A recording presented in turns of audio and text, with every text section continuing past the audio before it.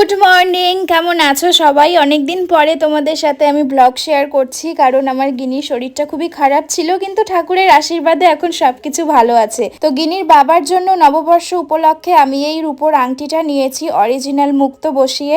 মাথা ওর সবসময় গরম থাকে, তাই ভাবলাম একটু ঠান্ডা করার জন্য এটা। মেইনলি বাড়ির গোপালের জন্য দুটো রূপোর চেন নিতে গিয়েছিলাম, আর কানের দুটো একবারে সোনারই বানাবো, সেই জন্য আর কানের এখন নেই। তাই গোপালকে বলে রেখেছি আশীর্বাদ করিস যেন তোর জন্য খুব তাড়াতাড়ি আমি কানের দুটোও আনতে পারি।